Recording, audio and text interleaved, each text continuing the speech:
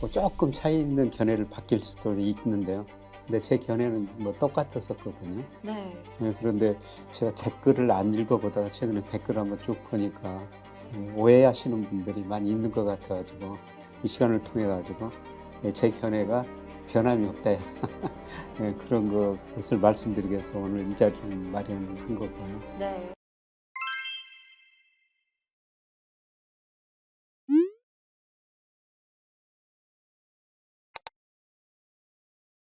안녕하세요. 김혜익의 경제스쿨 시청자 여러분.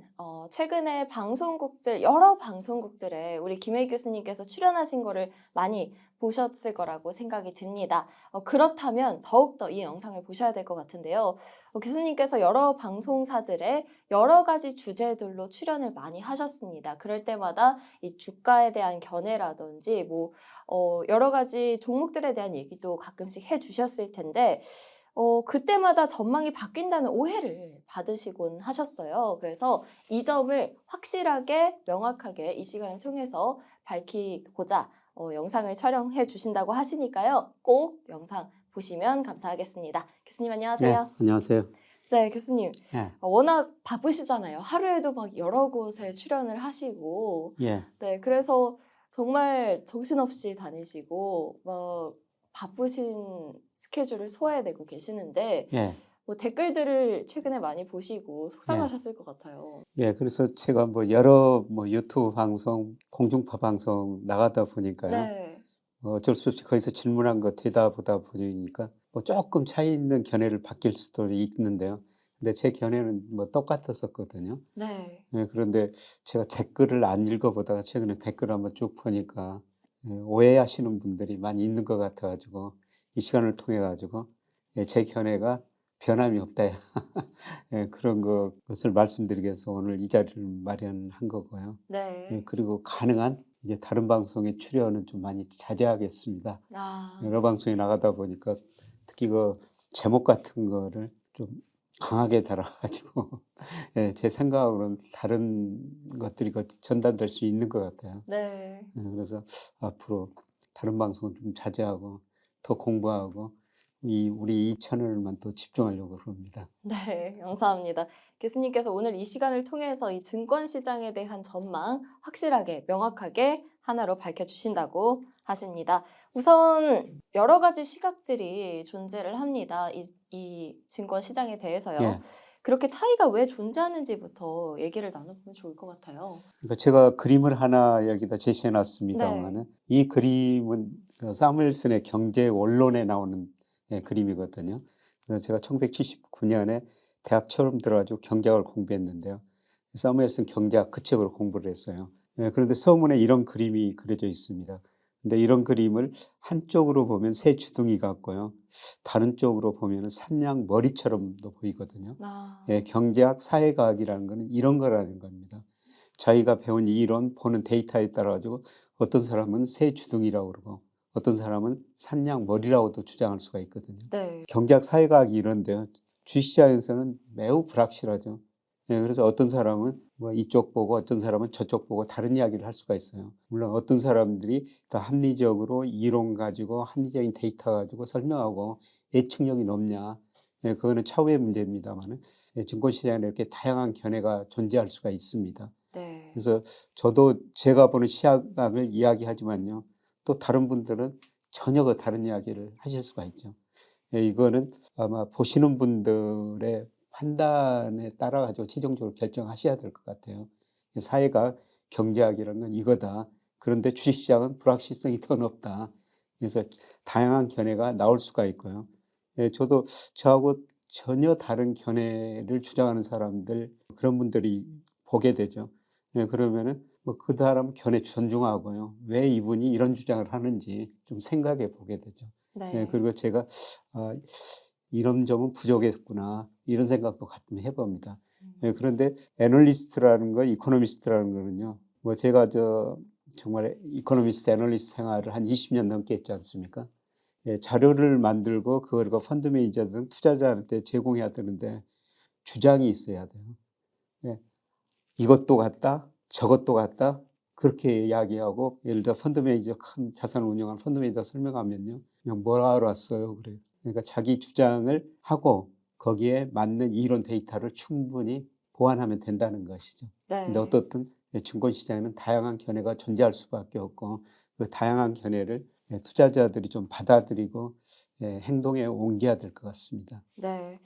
사실 뭐 이코노미스트들마다 각자의 이론이 있고 또 중요하게 보는 데이터가 또 다르니까요. 그에 따라서 시각이 바뀔 수는 있다. 하지만 명확하게 한 이코노미스트의 의견을 보면 하나의 주장을 하고 있다는 것을 확인하실 수가 있을 겁니다. 그 점에 대해서는 생각을 하시면 좋을 것 같고요. 우선 그럼 교수님께서는 한국 경제에 대해서는 어떤 시각을 갖고 계신가요? 예, 이것도 한국 경제도 단기 사이클이 있고 이제 구조적 장기 사이클이 있는데요. 네. 예, 단기 사이클은 지난번에도 경기 사이클 말씀드렸습니다만은 동행지 순환 변동자 현재 경기를 판단하는 대표적인 지표거든요. 예, 작년 10월을 정점으로 이제 하락 국면에 접어들었다. 예, 그런데 과거 평균 보니까 이게 하락 국면이 19개월이었거든요. 네. 그래서 최소한 단기 순환 사이클로 보면은 경기 수축 국면이다. 예, 그런데 제가 늘 말씀드립니다만은 주가는 너무 선행해 버린다는 거죠. 올해 현재의 경기를 보면은 침체란 이야기밖에 안 나올 겁니다. 뭐 소비도 안 좋고 투자도 안 좋고 수출도 안 좋거든요. 이런 것만 보면 올해 주식 투자 못 한다는 거죠. 예, 그런데 나중에 말씀드리겠습니다만은 선행지수 순환 변동치 이게 통계청에서 발표한 건데 이게 2021년 6월이 정점이었거든요. 그래서 네. 이게 떨어질 때는 우리가 주식 투자 비중을 많이 줄이자 혹은 좀 휴식 시간을 갖자 이런 말씀을 드렸는데요. 코스피도 3,300 갔다가 2,200 이하로 떨어졌지 않습니까? 예, 그런데 올해는 제가 주식을 좀 사시라 이런 말씀 드린 거는 물론 지나봐야 알겠으면 나중에 말씀드리겠습니다만 이게 올 3월쯤이 저점일 것이다. 이게 저점이 확인되려면 5월 말에 가서나 알 수가 있어요. 예, 아. 그거는 나중에 확인되는데요. 일단 현재의 경기는 나쁘지만은 내년 경기는 좀 회복될 것이다. 앞으로 그 선행지수가 그런 걸 예고해 줄 거라고 보고 있고요. 네. 예, 그다음에 이게 이제 구조적인 문제는 우리나라 잠재 성장률이 계속해서 하락하고 있다는 겁니다. 우리나라 잠재 성장 한때 10%였는데 지금 2% 안팎으로 떨어졌고요. 잠재 성장을 결정하는 게 노동, 자본, 생산성이에요. 예, 그런데 우리 인구가 줄어들고 특히 노동 인구가 줄어드니까 잠재 성장이 하락할 수밖에 없고요. 그다음에 우리 기업들이 자본 스탁 이미 많이 축적해 놨습니다.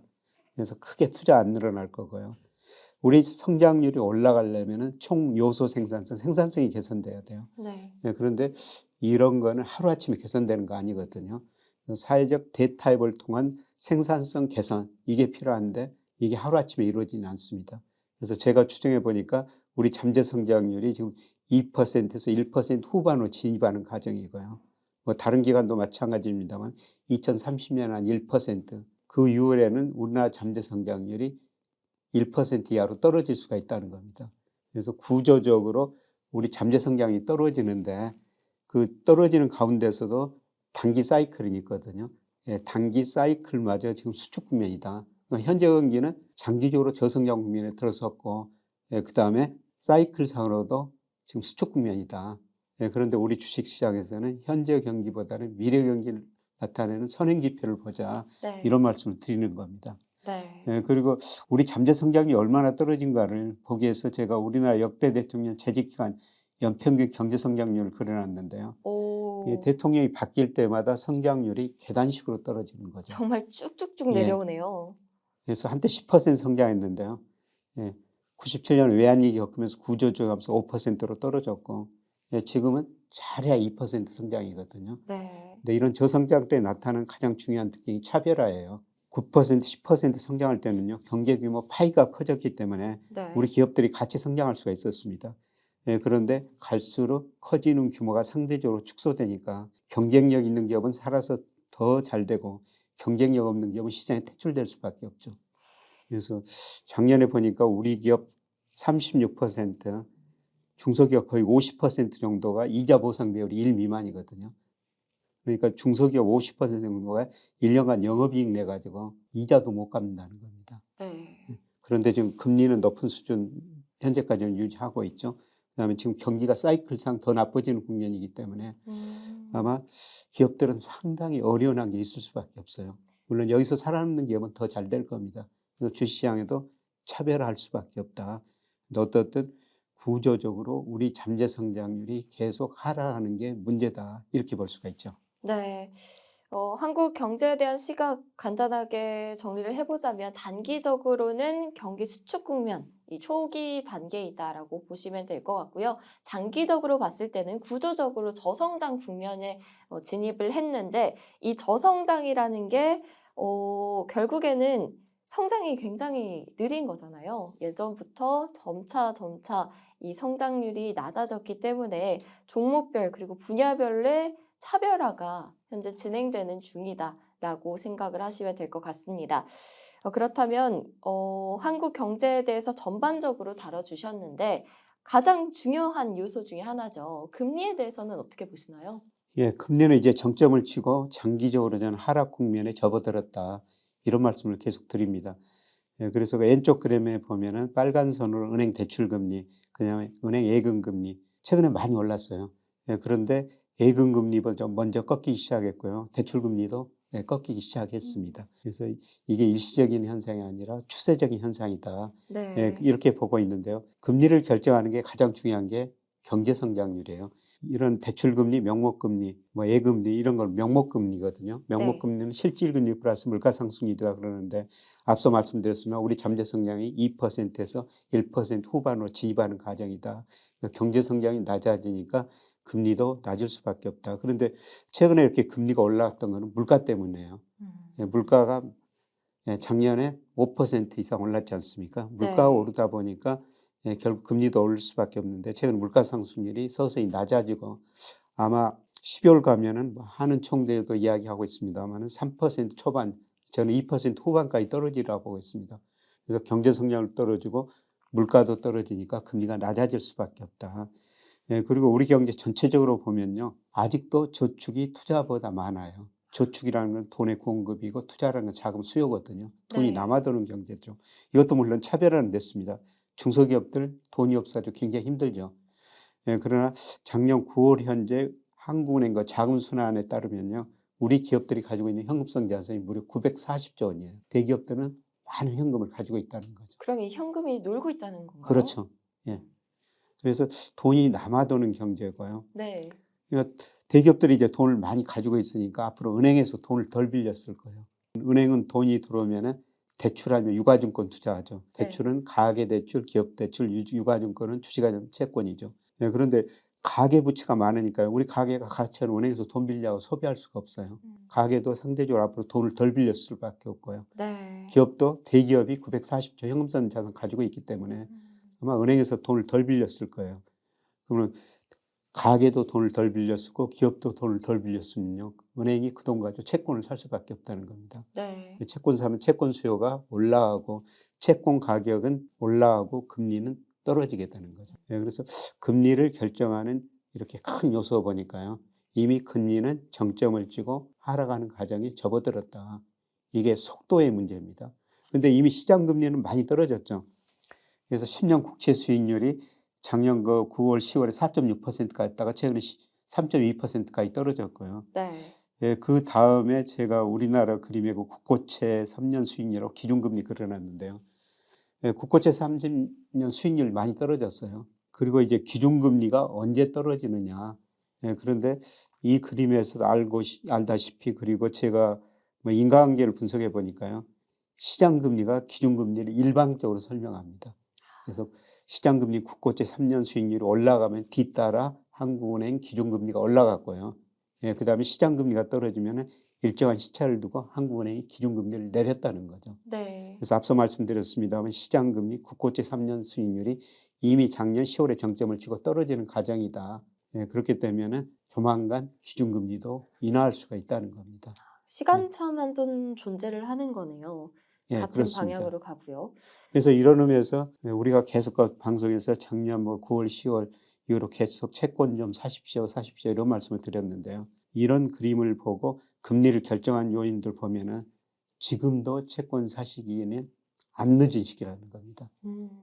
앞으로 금리가 떨어지면은 만기가 긴 뭐 20년, 30년 국채, 국고채 이런 거 사시놓으면은 네. 아마 저는 상당한 수익을 낼 수 있다고 보고 있어요. 아. 이게 결국 저는 한 2% 안팎까지 떨어지리라고 보고 있습니다. 시간의 문제지. 예, 그래서 제가 그 추세선을 그려놨습니다. 추세선이 2% 약간 미만인데요. 네. 결국은 이 추세선에 접근해 갈 거라는 겁니다. 예, 그래서 이런 의미에서 앞으로 금리는 떨어지고 채권 투자는 굉장히 고려할 만하다. 이렇게 말씀을 드릴 수가 있습니다. 네. 지금 뭐 금리가 하락하는 국면이다 말씀해 주셨는데 지금 국고채 추세선을 보면 확실히 많이 아래에 위치해 있어요. 그래서 이 추세선을 따라가기 위해서는 앞으로 금리가 좀 많이 떨어져야 될 것으로 보이고요. 그래서 채권 매수가 유효하다라는 점도 짚어주셨습니다. 그렇다면 주가에 대해서도 얘기를 해봐야겠죠. 주가에 관해서 이제 많은 사람들의 관심이 쏠려 있는데 이 점을 이제 확실하게 짚어주시면 좋을 것 같아요. 장기적으로 전망은 어떻게 보시나요? 예, 우선 주가에 대해서 결론적으로 말씀드리면 네. 장기적으로 굉장히 싸졌다. 떨어질 때마다 주식을 사야 된다. 근데 단기적으로는 제가 4, 5월까지 한번 오르고 3분기에는 조정을 거칠 것이다. 계속 이 시각을 뭐 지금도 변함없이 유지하고요. 예, 우선 그 장기적으로 볼 때는 제가 명목 GDP 가지고 우리 적정 주가를 추정하거든요. 네. 예, 그런데 2020년, 2021년은 적정 주가에 비해서 실제 주가가 코스피 가대평가됐어요. 그래서 그때는 제가 가대평가됐습니다. 주식 비중을 좀 줄이시는 게 좋을 것 같습니다. 이런 말씀을 드렸는데요. 예, 작년에 명목 GDP로 계산해 보니까 우리 코스피가 적정 코스피가 2,857 정도 나오거든요. 네. 근데 작년 말 코스피가 2,236이니까요. 약 22% 정도 저평가되어 있는 거죠. 예, 그런데 2000년 이후로 제가 쭉 그림을 그려놨습니다만 20% 넘게 저평가된 거는 처음이라는 겁니다. 아, 예. 예, 그리고 올해 그 명목 GDP 3% 성장하는데요. 예, 우리 정부 한국은행이 실질 GDP를 한 1.6 예상하고 있어요. 근데 네. 물가가 좀 오르니까 명목 3%는 그렇게 높은 수준 아니거든요. 이걸로 3% 명목 GDP가 3% 성장한다면은 올해 적정 주가가 거의 3천에 근접합니다. 여기서는 적정 뭐 2,965라고 제가 표시해 놨는데요. 네. 시간이 가면 갈수록 여기에 접근해 간다는 겁니다. 예, 그런데 이게 뭐 당장 여기에 간다는 게 아니고 네. 시간이 가면은 결국은 모든 자산 가격은 추세에 접근해 간다는 거죠. 예, 추세가 거의 3천이라는 겁니다. 지금 현재 추세가. 그러네요. 그래서 올해 여기 3천이 넘는다는 이야기 아니고요. 시간이 가면은 결국 여기에 접근해 갈 것이다. 예, 그만큼 우리 코스피가 우리 경제력에 비해서 저평가됐다. 그렇게 볼 수가 있는 겁니다. 그래서 네. 이건 아주 장기적인 시각이죠. 네. 주가를 이제 장기적으로 봤을 때는 저평가 정도가 크다라고 방금 말씀해 주셨습니다. 그래서 거의 3,000선에 가까이 접근해 갈 것이다라는 점을 기억해 두시면 될 것 같고요. 당장 3,000을 갈 것이다라고 생각하지는 마시고 이 추세에 맞춰서 접근해 간다는 점을 꼭 기억해 주시면 좋을 것 같습니다. 그렇다면 여러 가지 측면에서 이제 바라보면 좋을 것 같아요. 유동성에 비해서도 좀 예, 저평가됐다고요? 예, 유동성 하면 보통 M2, 강의토라고 그러죠. 네. 코스피 시가총액이 M2에 비해서 상대적으로 얼마나 많은가 적은가 이걸 가지고 예, 가대평가됐냐 가소평가됐냐 이렇게 볼 수가 있는데요. 예, 그런데 2005년부터 코스피 시가총액이 M2에서 차지하는 평균 비중이 58% 정도 돼요. 예, 그런데 2021년 5월 달에는 이게 66%까지 갔거든요. 네. 예, 그래서 이때는 제가 가대평가됐다 말씀을 드렸는데 이게 M2가 좀 통계 발표가 늦습니다. 그래서 올 1월까지 발표된 것 보니까 49%입니다. 아, 더 올라가야 되겠네요, 예, 그러면. 그러면 장기 평균에 비해서 많이 미치라는 것이죠. 네. 예, 그래서 지금 현재 코스피나 코스피 시가총액이 예, 명목 GDP에 비해서도 상대적으로 저평가하고 예, 그다음에 M2 유동성에 비해서도 저평가됐다는 겁니다. 그래서 계속 제가 반복해서 말씀드렸지만은 뭐 작년, 재작년 하반기부터는 이게 가대평가됐기 때문에 주식 비중 좀 줄이시는 게 좋습니다. 제가 그런 논리로 말씀드렸는데 이게 명목 GDP 그다음에 유동성에 비해서 저평가형에 들어섰거든요. 네. 그러니까 제가 이런 걸 보고 주가를 부정적으로 전망했는데 이제 완전히 이게 저평가형에 들어섰으니까 예, 긍정적 시각으로 바꿀 수밖에 없는 겁니다. 네. 사실 명목 GDP, 이제 유동성 그런 것에 따라서 저평가 정도를 봤을 때 작년 그리고 재작년에는 교수님께서 저평가가 아니죠. 굉장히 고평가돼 있기 때문에 주식 비중을 줄이는 것이 좋다라고 얘기를 해주셨지만 지금 현재를 바라봤을 때는 저평가 정도가 크다고 확인이 됩니다. 그렇기 때문에 전망이 바뀌었다고 보실 수가 있겠죠. 시기에 따라서 당연히 변화하는 거니까요. 지금은 저평가 정도가 굉장히 커졌으니까 그 점은 꼭 기억을 해주셨으면 좋겠습니다.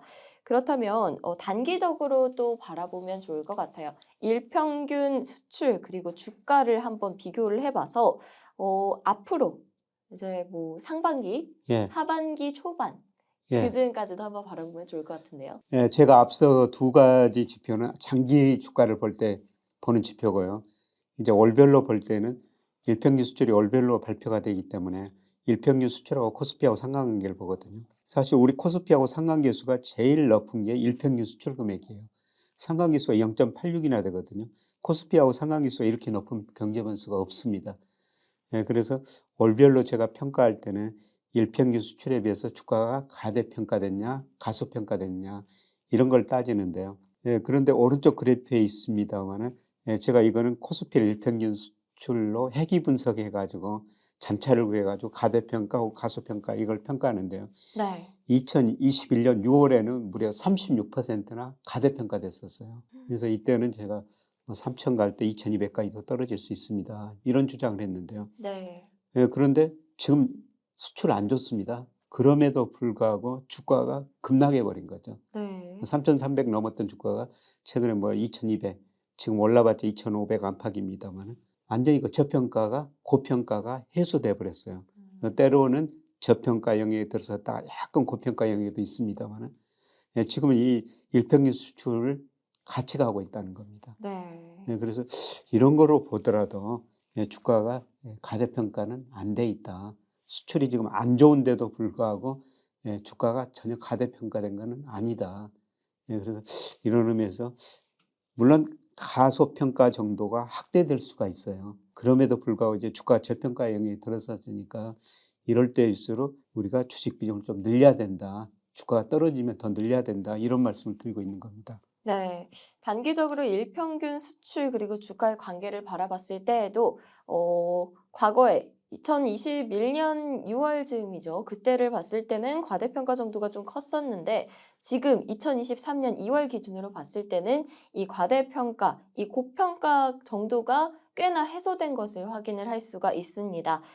그렇기 때문에 지금 과거와는 상황이 많이 달라졌다는 점을 꼭 확인하시면 좋을 것 같아요.